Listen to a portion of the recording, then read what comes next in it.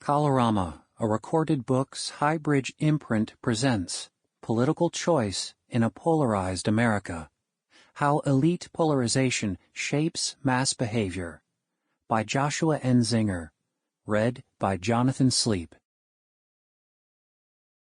1. America the Polarized. Newt Gingrich, Republican Georgia, was first elected to the House of Representatives in 1978. Gingrich, a history professor, had never held office before. He was an outsider, brash and combative, and not constrained by the same norms as many of his peers. He described Democrats as sick, traitors, and corrupt. Gingrich was ambitious and media-savvy.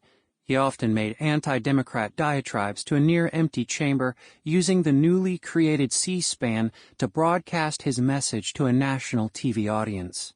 Gingrich moved up the Republican Party ranks despite angering many of his peers. He was elected Minority Whip in 1989.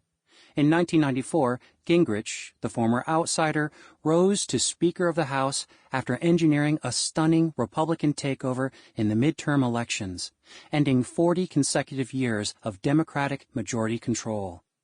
Gingrich quickly changed House rules, giving the Speaker more power and punishing members who bucked party leadership.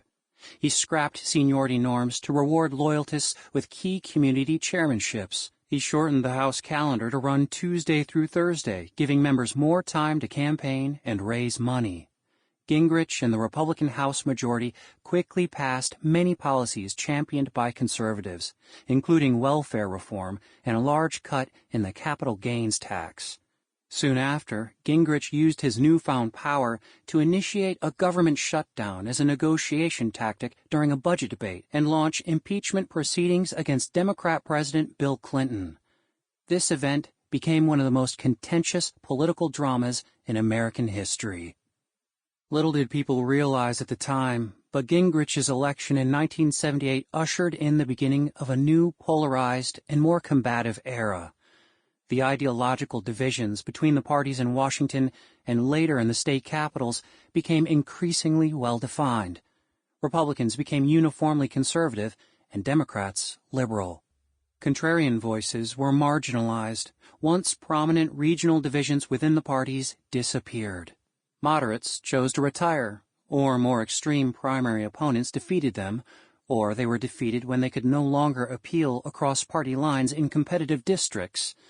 The parties became both more internally unified and further apart from each other ideologically. The political landscape had undergone a dramatic transformation. Gingrich left the House more than 20 years ago, but the process he helped set in motion is still unfolding. In 2016, America elected Donald Trump, a president that employed many of Gingrich's scorched earth tactics in an even more visible way, belittling political opponents and describing opposing partisans as an existential threat to the country. Partisan conflict is rampant. Congress is frequently gridlocked. Things work differently in Washington, D.C. Not only are our politics more ideologically polarized, but they are also more vitriolic. Scholars and pundits pay a great deal of attention to documenting these changes and assessing their causes and effects. I view elite-level politics, the interaction between people who hold elected office, party officials, and partisan media, as essential for understanding mass-level behavior. We know that our increasingly polarized politics change how elites behave, yet we pay less attention to how these changes influence the average American citizen. From a voter's perspective, the options they face at the ballot box are quite different now from what they were when Gingrich was first elected. Ideologically, polarized candidates are the norm. In previous eras, the ideological distinctions between the parties and candidates were murky. Southern Democrats were as, if not more, conservative than many Republicans. The opposite was true of Northeastern Republicans, who were often as liberal as many Democrats. Both parties served as vehicles for a wide range of ideological perspectives. The Democrats were a mix of urban labor interest, progressives, and agrarian Southern conservatives. Simultaneously, the Republicans were a combination of Northeastern establishment liberals, agricultural interests, and Western and Midwestern arch-conservatives. Today's parties are much more homogeneous. Conservative Southern Democrats and liberal Northeastern Republicans are anachronisms, relics of a bygone era. Modern Republicans are conservative, and modern Democrats are liberal. There are virtually no exceptions. The ideological divide extends to nearly every issue. The Republican revolution that reshaped American elite politics has also caused a revolution in mass political behavior. This book asserts that the growing ideological and partisan divide at the elite level has profoundly changed how Americans view the parties, politics, and each other. My core claim is that citizens respond to what the parties do and the positions that they adopt. Political behavior is context-dependent. How individuals behave is conditional upon the choices they face. When the parties are polarized, elites send citizens clearer signals about their ideological and policy positions. In contemporary politics, the parties' messages are consistent on issue after issue. In previous, less divided eras, this was not the case. These divisions are also communicated to the public more directly than they were in the past. Changes in technology and the media environment work to deliver more explicitly ideological content to the American public. The media is fragmented and ideologically diverse. We have moved from an era where the entire country watched the same 3 television channels to one where Fox News and MSNBC deliver partisan content directly to Americans 24 hours a day, along with a wide variety of ideologically partisan news websites. We now can choose news sources that cater to our partisan and ideological tastes.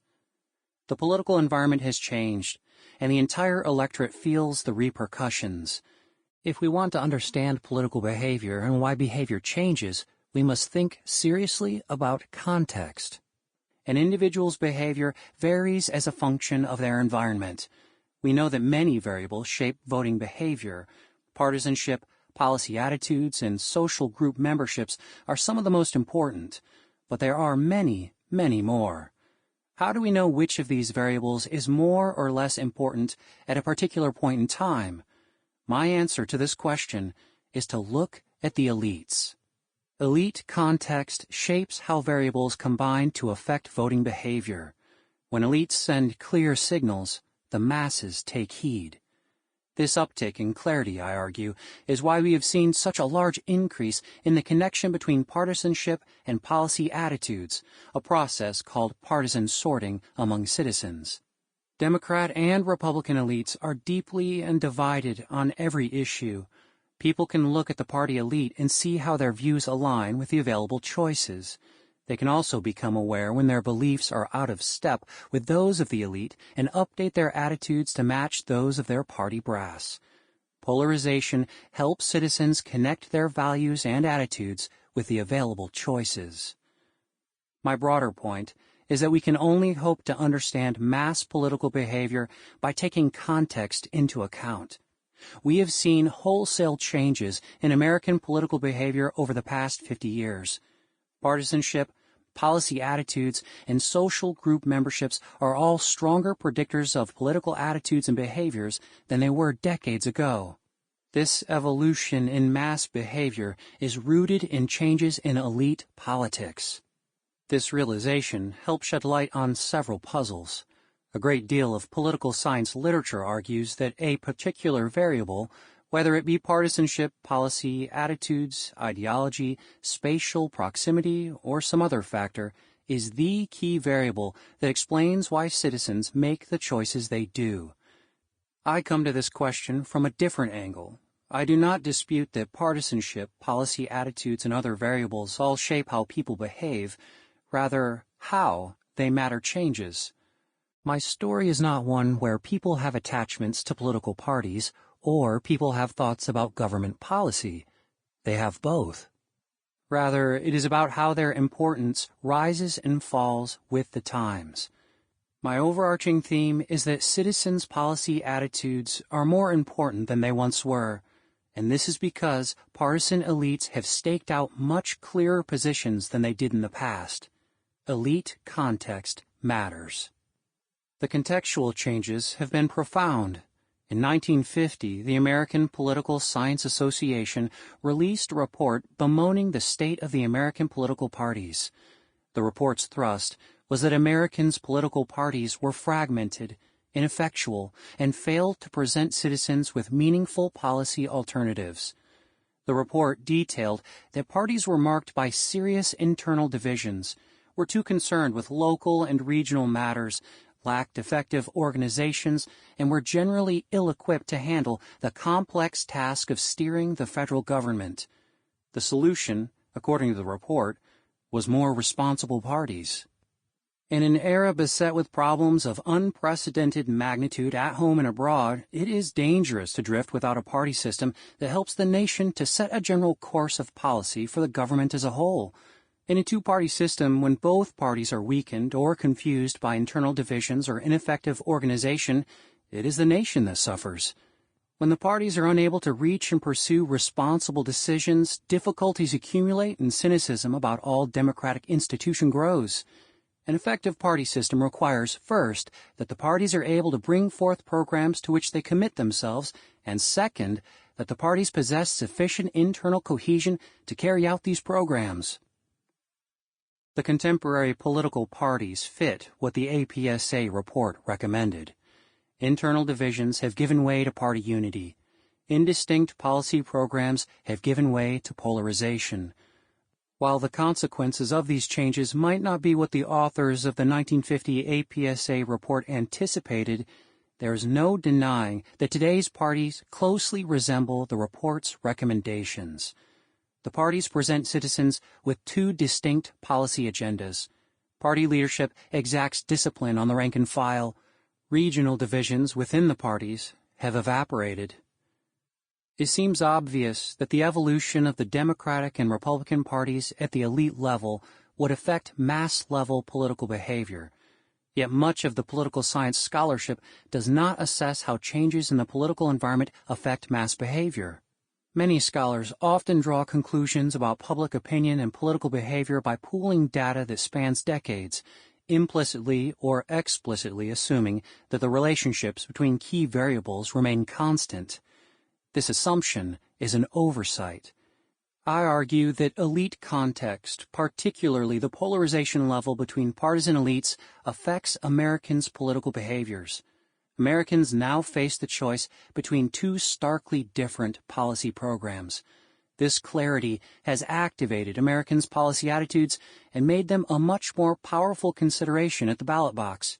Humans are nearly infinitely adaptable.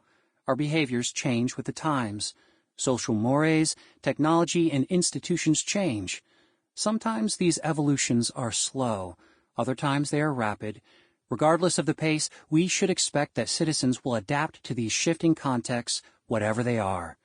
The rise of the polarization among elected officials has been the most important contextual change in the past half-century. Much of this book examines Americans' attitudes about what the government should or should not do on economic and social matters. Throughout the coming chapters, I establish that Americans' policy attitudes are an important political disposition. This claim departs from much of the conventional wisdom. A wide swath of academic literature writes off Americans as unable to think about politics in terms of values or policy priorities. To their credit, several pieces of evidence speak to this perspective. Perhaps the most important is that policy attitudes were weak predictors of vote choice and partisanship through much of the second half of the 20th century.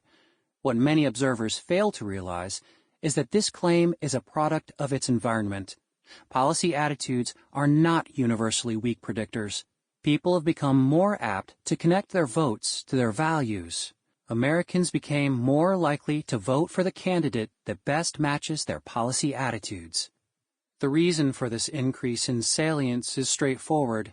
It takes less effort to determine the candidate or party that best matches my views when the choices I face are clearly defined. Polarization clarifies the choices. People notice, More and more Americans see clear differences between the parties in terms of both their ideologies and their demographic compositions. The differences are glaring. Americans are less willing to overlook a mismatch between their values and the party's positions. As a result, policy attitudes are stronger predictors of vote choice and partisanship. This increase in predictive power has produced changes in aggregate-level voting patterns. Split-ticket voting, which was once prevalent, has declined. Voting behavior in congressional, state, and municipal elections have nationalized. At all levels of government, moderate candidates struggle to get traction. Moderate incumbents are vulnerable to more extreme primary challengers.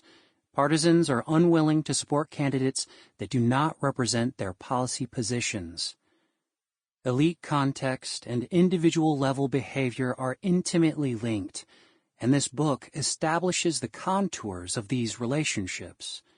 A great number of studies, including some of the classics in the study of political behavior, examine vote choice without taking the broader context into account in a theoretically or empirically rigorous way.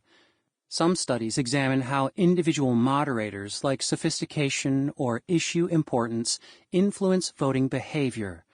But to the best of my knowledge, none of these studies incorporates contextual data into the models of partisanship and vote choice. I take that next step here by laying out a theory of how elite context shapes mass behavior and then testing this theory by incorporating elite contextual data into individual-level models of vote choice. Because elite context is slow to change, I incorporate data spanning nearly 50 years, 1972 to 2016. As a result, this study spans a much broader period than anything that has come before it. I use policy orientations and partisanship, two key empirical concepts, to structure my thinking. I view vote choice as the ultimate product of these two variables. Both policy orientations and partisanship influence vote choice, and a litany of other attitudes and behaviors. The strength of their influence is conditional upon the political environment. Evidence from across scientific disciplines demonstrates that people are sensitive to environmental effects. Geneticists have found that the way genes are expressed can change as a function of the environment. While we often like to debate questions of nature versus nurture, there is a large body of evidence that shows that environment conditions how our genes work. The relationship is interactive. Thus, it should come as no surprise that there is a wide body of evidence from across the social sciences that demonstrates social behavior is context-dependent. The same individuals will behave in different ways when placed in different geographic locations, racial environments, and electoral systems, just to name a few well-established examples.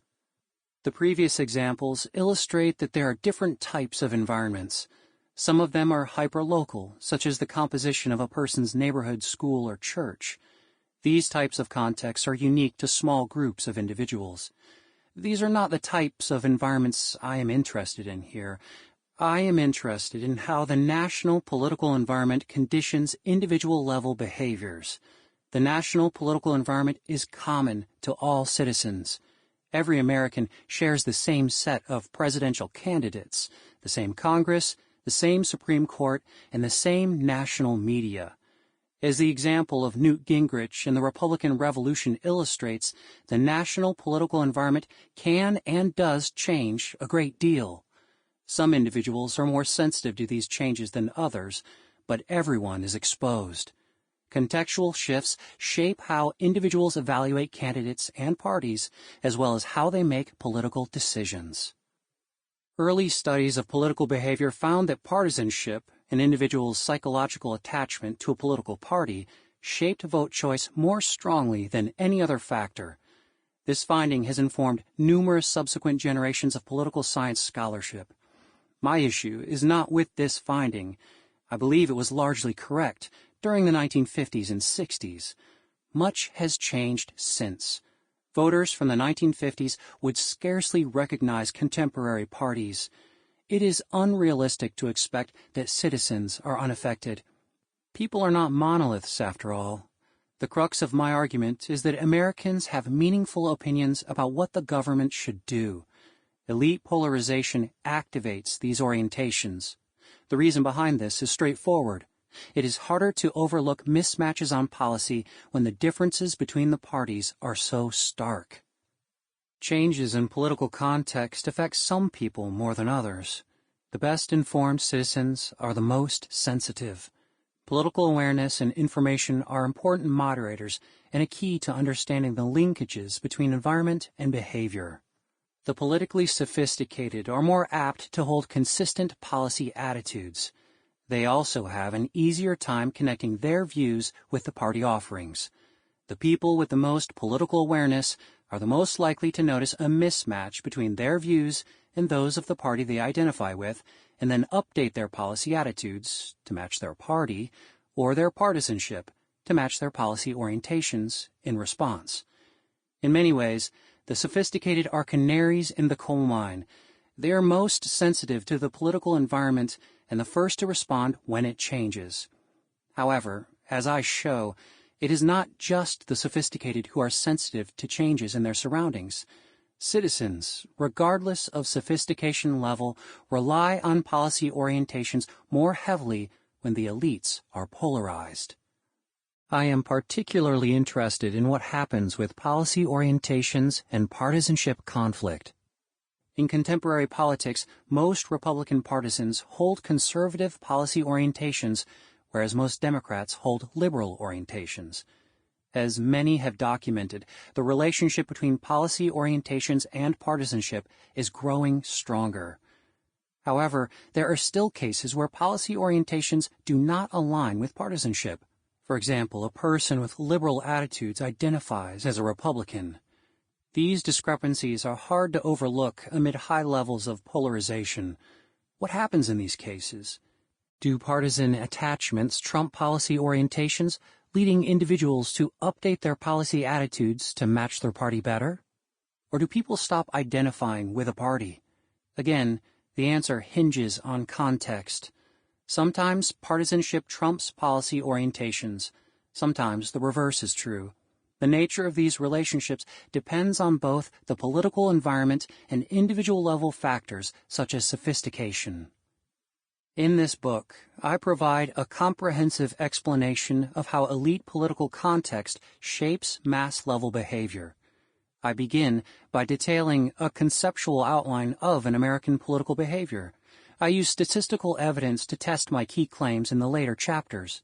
I ground my explanation of partisan change in 4 key concepts: policy orientations, partisanship, elite context, and political sophistication. Understanding the interplay between them is key to understanding why they are moving into tighter alignment. I define these core concepts over the next 4 sections. Policy orientations. I define policy orientations as the predisposition to evaluate a set of government actions within a specific issue domain with some degree of favor or disfavor.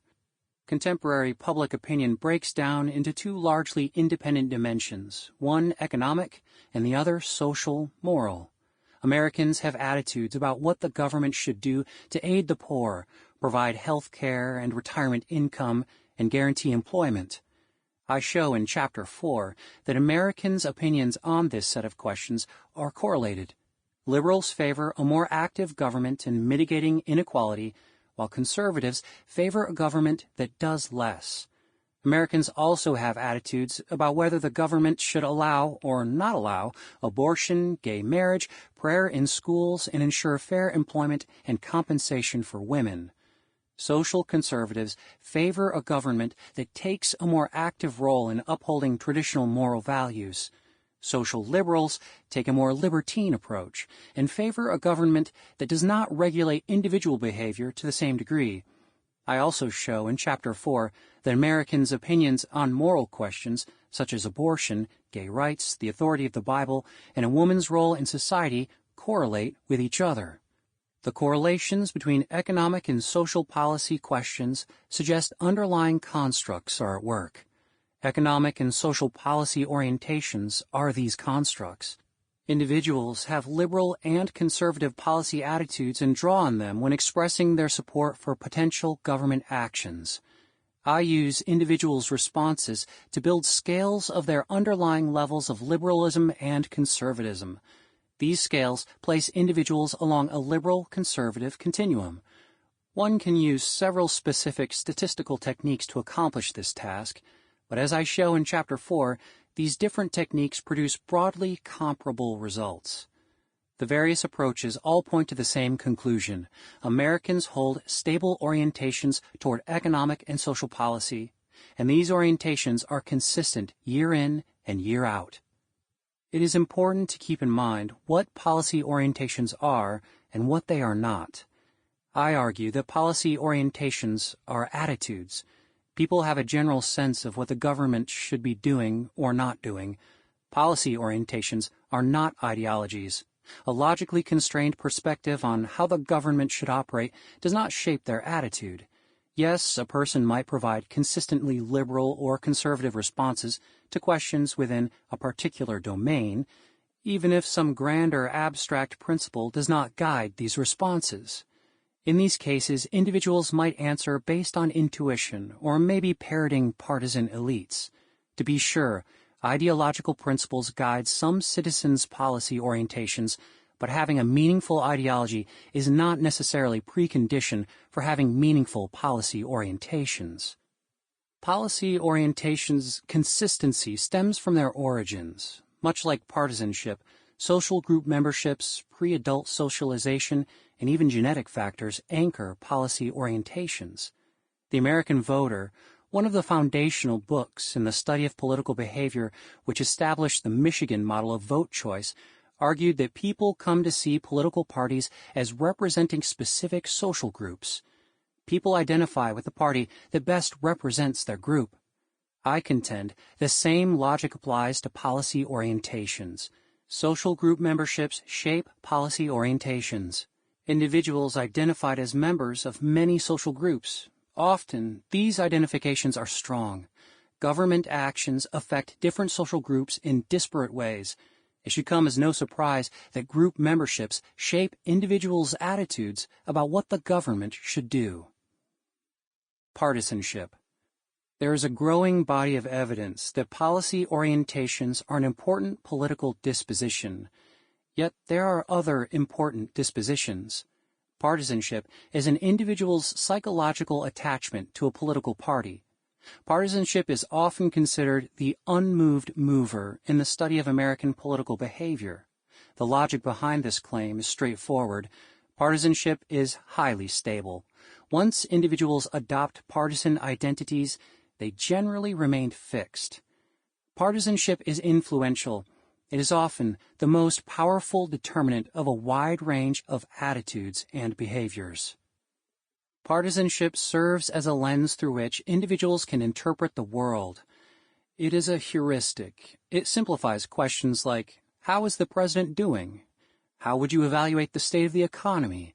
Do you approve of the new bill Congress is considering? Answering these questions requires a considerable amount of information. Gathering the requisite information to make a fully informed decision is costly.